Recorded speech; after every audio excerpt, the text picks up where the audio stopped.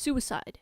The act of taking your own life. A horrific act, but sadly a common occurrence. Every 40 seconds, someone dies from suicide. That's 1 million people per year. Maybe you've never dealt with suicide directly. Maybe someone you know has attempted or committed suicide. Perhaps you have attempted suicide. Whatever your experience with suicide is, it's very important to understand the signs of suicidal behavior. But please keep in mind that not every suicidal person will show these signs. In addition, seeing a single sign does not mean that the person is suicidal. The point of this video is for you to understand these signs and work out whether the person needs a friend or professional help. Sign number 1, suicidal talk. What do you think about suicide? Have you ever thought about killing yourself? How would you kill yourself? What do you think is the best way to commit suicide? Questions or phrases like this may suggest that a person is considering it. They talk about it because they want your opinion. In a way, they are asking for advice on committing suicide while not openly admitting to it. This may also be a way they are screaming for help. Sign number 2, giving away prized possessions. It's an odd occurrence when someone gives away expensive items or items they may need. In their mind, where they're going, they don't need material things. Giving away material possessions to loved ones may be a way they think they are helping close friends and family after their death. Sign number 3, changes to their will. There are usually a number of triggering events that cause someone to write their will. These events include marriage, having kids, older age, starting a business, or a close loved one dying. If a person seems to want to write a will out of the blue, try asking them why they have decided to write one. Sign number 4, obtaining a weapon. Of course, the mere act of obtaining a weapon doesn't mean someone is suicidal, but paired with the previous signs mentioned should serve as a warning, especially if they don't show any signs of taking up things like shooting as a sport, shooting as a hobby, or gun collecting. Sign number 5, strange sleeping patterns. Those strange sleeping patterns are often seen in suicidal people. It isn't the sleeping disorder that causes this. It is actually stress or restless thoughts from personal problems that cause a person to have trouble sleeping at night. Because of that, the inability to sleep that lasts a long period of time may be a clue that someone is suffering from depression or suicidal thoughts. Sign number 6, low energy. Low energy levels are often seen in people with depression, which is sometimes coupled to suicidal thoughts. These low energy levels happen as a result of lack of sleep and little motivation